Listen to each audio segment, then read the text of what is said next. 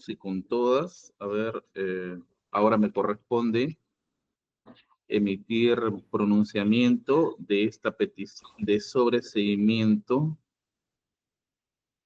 que se ha requerido en favor de Edwin Oviedo Pichotito y Carlos Alberto Chan Romero. El delito es tráfico de influencias. ¿Está el Ministerio Público? Sí, doctor, buenos días con todos los presentes. Los abogados que asumen la representación de los procesados cuyos nombres he dado lectura. Muy buenos días, señor juez. César Nakazaki Servigón por Edwin Oviedo y José Carlos Islas. Está bien. El abogado de Alberto Chan Romero.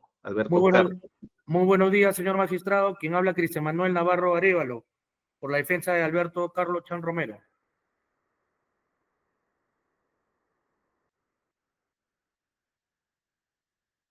Señor fiscal, ¿esta es la última petición de sobreseimiento?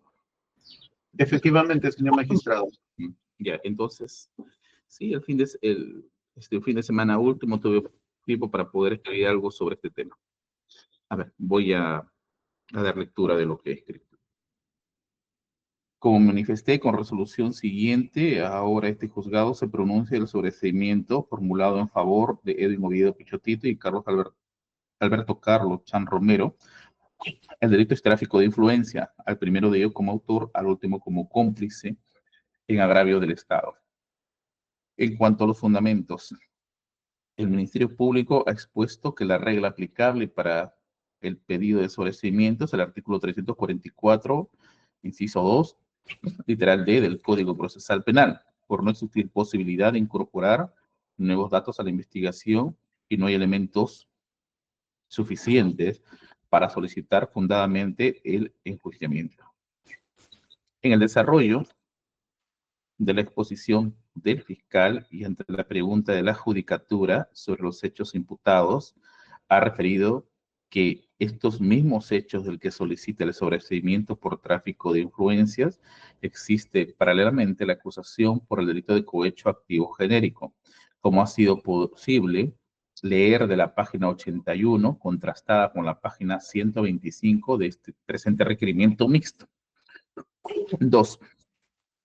Entonces corresponde delimitar la problemática a tratar en este caso, con la formulación de la interrogante, cuál es el efecto de archivar un mismo hecho que el Ministerio Público calificó como tráfico de influencias y que en otro extremo acusa por cohecho activo genérico.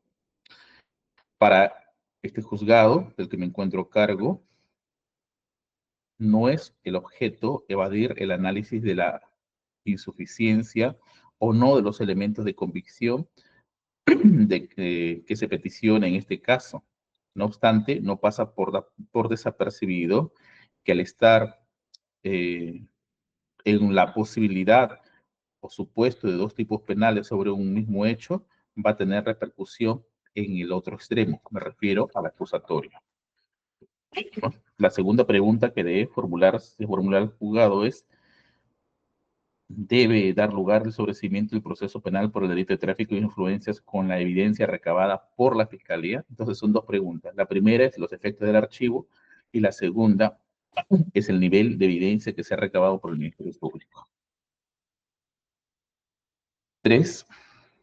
Si bien la pregunta, me llamó la atención el planteamiento que hizo la defensa y por eso voy a comentar al respecto.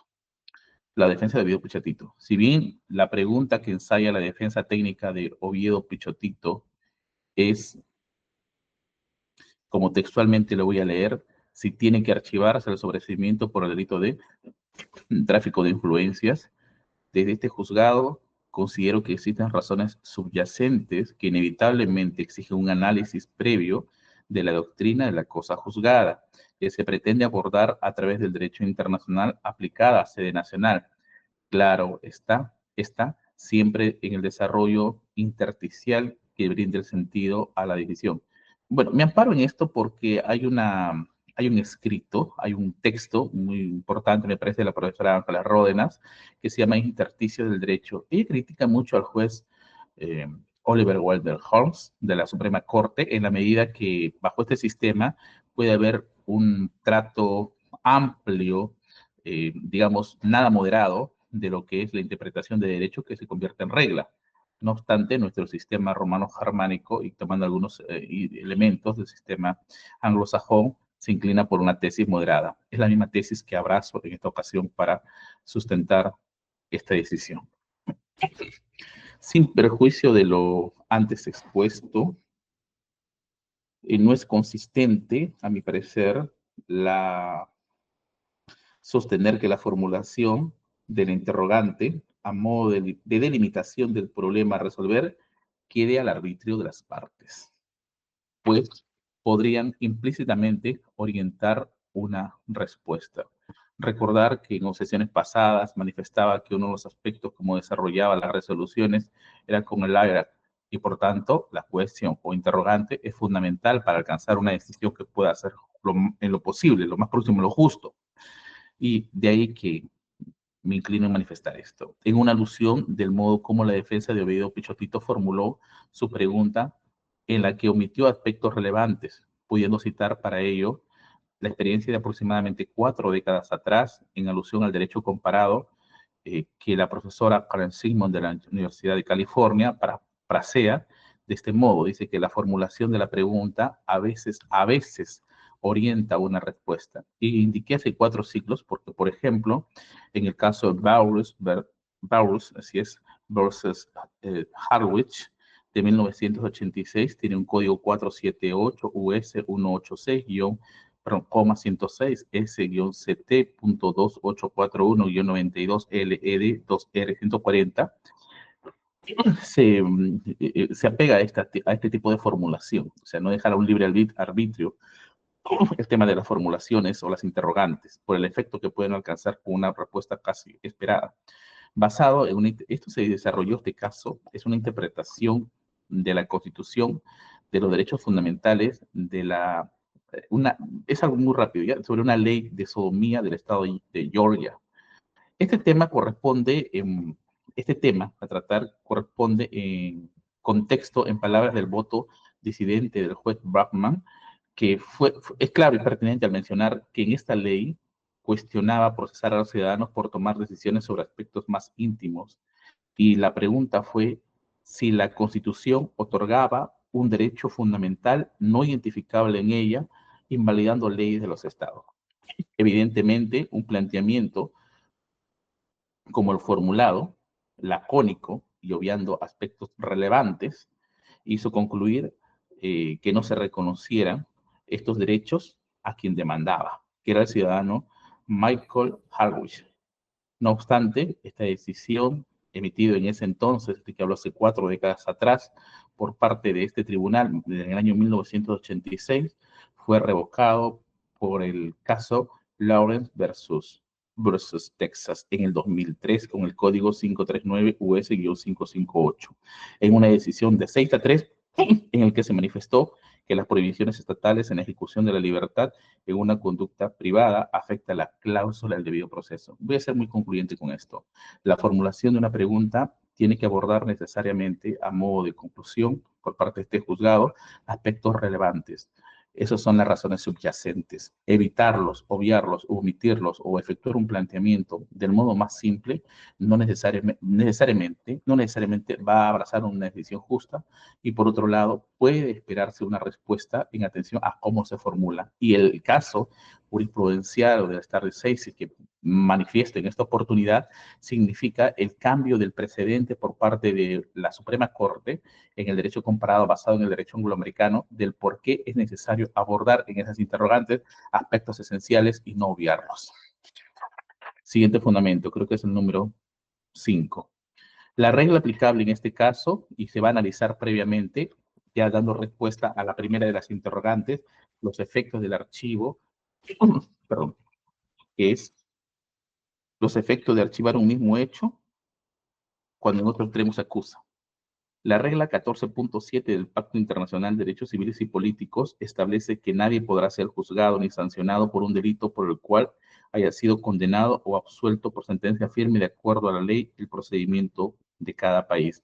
Aquí resalto que la cosa juzgada ya se va inclinando por una cuestión de delitos. No obstante, Nuestro sistema regional tiene una tesis restringida a hechos, cuando en el artículo 8.4 de la Convención Americana establece que el inculpado absuelto por sentencia firme no podrá ser sometido a nuevo juicio por los mismos hechos, ¿no? Hay una clara y manifiesta diferencia entre la regla del artículo 14.7 del Pacto Internacional de Derechos Civiles y Políticos con el artículo enfrentado con el artículo 8.4 de la Convención Americana de Derechos Humanos. He de señalar que cuando nos encontramos ante esta situación, se venga a la mente el principio del debido proceso como una garantía procesal que debe estar presente en toda clase de procesos, ¿no? Y para este caso, sobre todo, resalto que es de orden penal, sin obviar que cuando se habla del debido proceso también tiene sus fuentes en raíces anglosajonas del denominado due process, de la quinta y decimocuarta enmienda de los Estados Unidos. Un ejemplo que yo podría brindar es que muchos de los alcances de lo que son las reglas del derecho federal también pueden ser acogidas del derecho estatal en la medida que esto se manifiesta dentro de los lineamientos del proceso. Ahora, independientemente, he efectuado una clasificación sustantiva y procesal. Sustantiva, última que se constituye en garantías procesales mínimas del Estado, debe proveer a un individuo al afectarle su vida, su propiedad, libertad que haga el proceso justo y equitativo, ¿cierto? Hay una interesante fraseología. No quisiera apartarme del tema, pero me llamó la atención esta fraseología. Sí, una fraseología que dice desde el Westlaw, el debido proceso de la ley no es una abstracción apocalíptica que solo invocando infunda temor de Dios al tribunal y paraliza al adversario. El mismo es el resguardo infranqueable contra las privaciones arbitrarias de la propiedad o al derecho de los ciudadanos. Me parece muy relevante escribirlo esto. Siguiente, 7.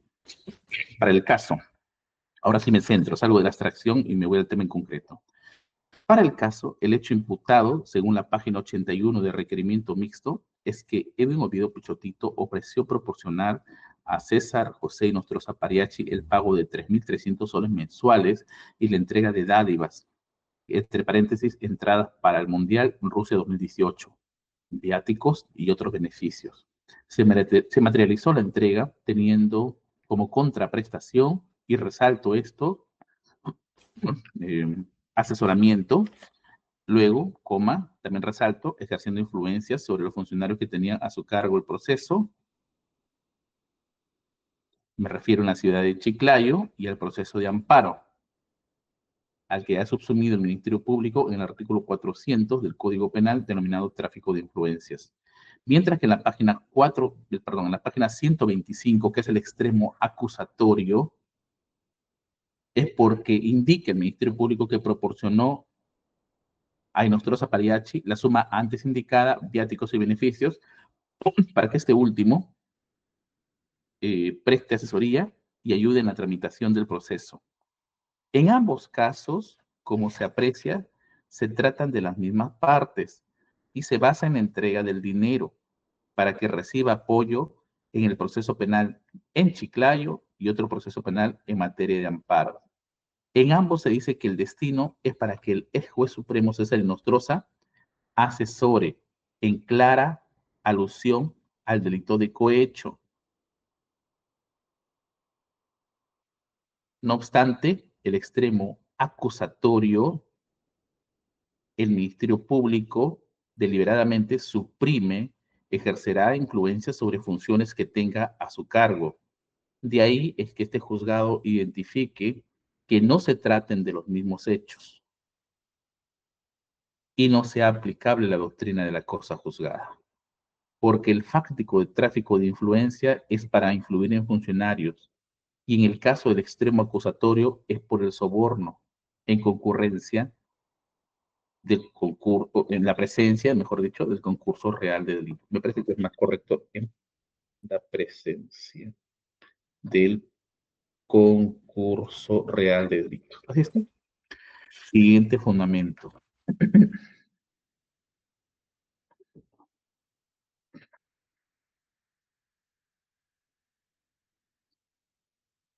evaluado los elementos de convicción ofertados por el Ministerio Público, que tiene la carga de la persuasión, por favor, entre paréntesis, la carga de la persuasión tiene un planteamiento mucho más profundo porque viene por mandato de la Constitución y por mandato de ley.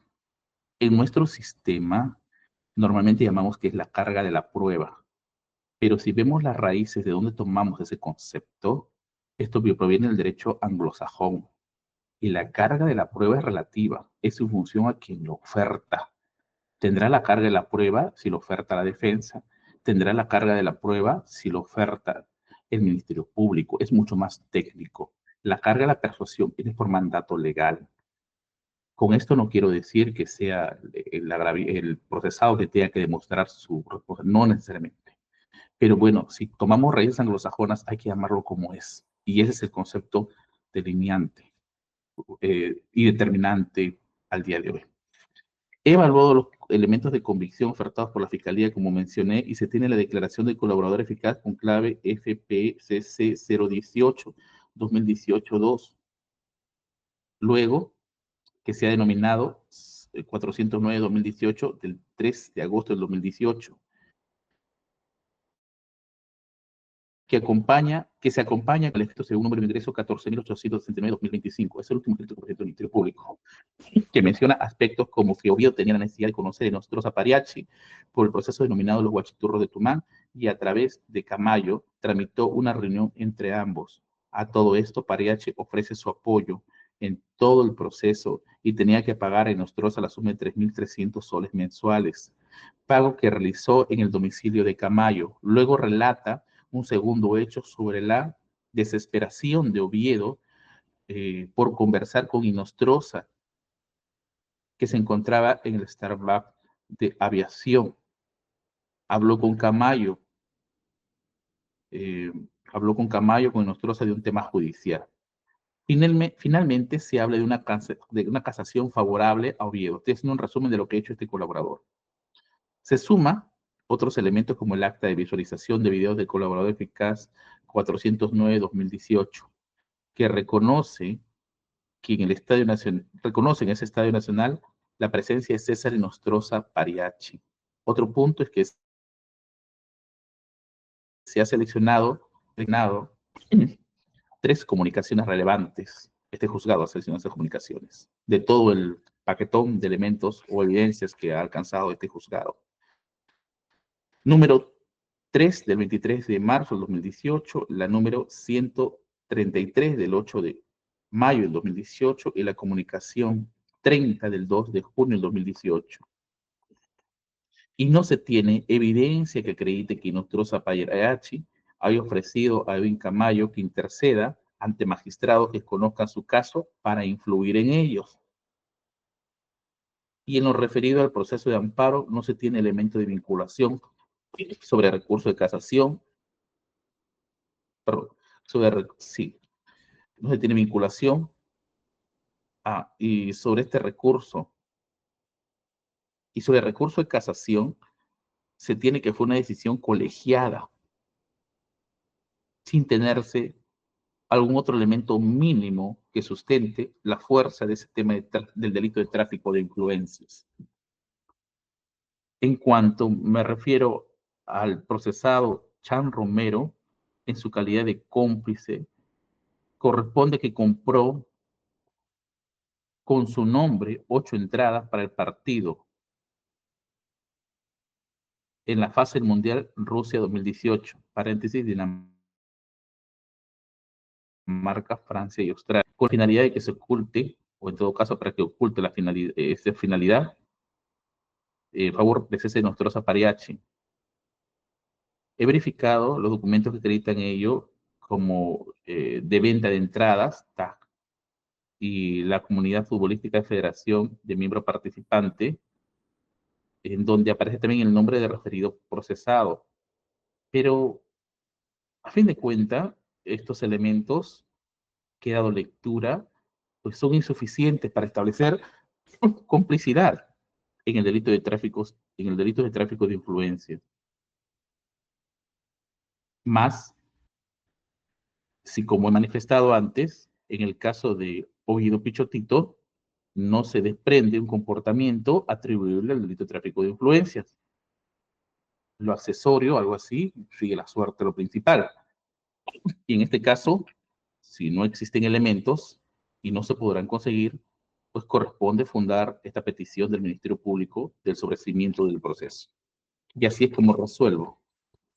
Declaro fundada la petición del Ministerio Público de sobreseer este proceso penal a favor de Edwin Oviedo Pichotito y Carlos Alberto Chan Romero por el delito de tráfico de influencia, el primero como autor, el último como cómplice en agravio del Estado. Muy bien, así se resuelve, se notifica, Fiscalía, Conforme, señor magistrado. Procuraduría, Conforme, señor magistrado. abogados, Por la defensa de Edwin Oviedo, conforme, señor juez. y la defensa. Bueno, Por la defensa de Alberto Carlos Chan Romero, conforme, señor magistrado. todo se transcribe, Yucra. Todo se transcribe. Ya, tiene que quedar todo transcrito en toda la resolución, en íntegro, por más que las partes estén conformes. ¿Ya? Y también aquí tienes mi cuaderno, en todo caso, para que tomes algunos apuntes. A ver, entonces, ya nos correspondería abordar. ¿Hubo extremo de que se elevó en consulta, señor fiscal? No recuerdo sobre este caso, no tengo mis otros apuntes. No, señor magistrado. Bueno, entonces, deja ese indicado, Yucra, que hasta el día ahora solo voy a trabajar, bueno, me he trabajado dictando la resolución, me corresponde dictar pronunciamientos en una revisión de oficio de 6 detenidos, esto va por fracciones: Wilker Javier Velázquez Villalta, Franger Johan Zulbarán, José Aurángel Fernández Córdoba, Jordan Andrés Brito Chesoy, Deis Mendoza Martínez y Tatiana Calderón Tejada, del expediente 531-23, incidente 24. Esta es una facción del caso Tren del Agua, es un caso también bastante grande. Y bueno, la verdad es que no he terminado de avanzar. Es muy poco tiempo entre lo de ayer y lo que hoy día tengo que resolver, y aún vengo efectuando esto en trámite. Entonces, como la próxima sesión va a ser extremo de acusatorio, lo trataremos en su oportunidad.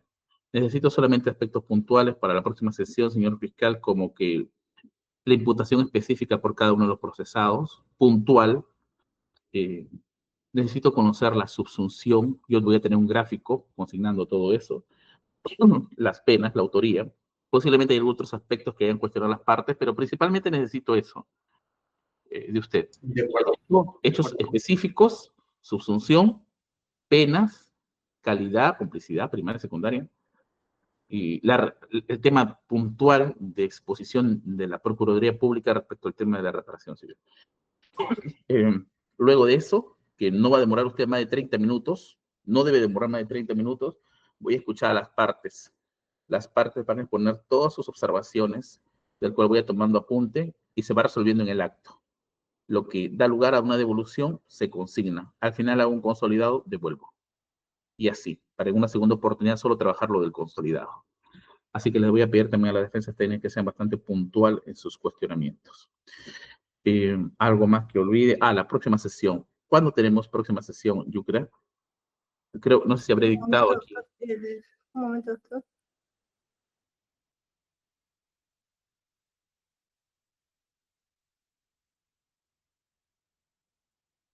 Dejo indicado, y consígname por favor ahí, porque a veces esto no es del entendimiento de todos los que revisan estos expedientes, es de que el suscrito también tiene periodo vacacional desde el día 14.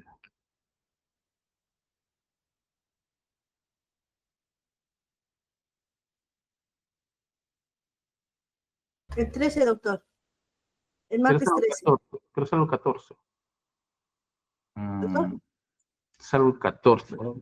El martes 13 tiene libre, doctor. ¿Cómo se llevan todos los martes? Está bien.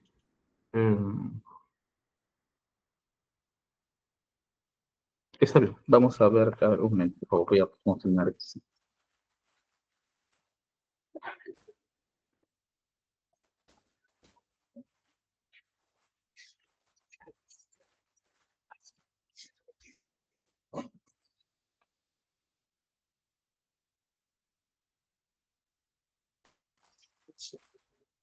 ¿Qué otras audiencias tengo ese día?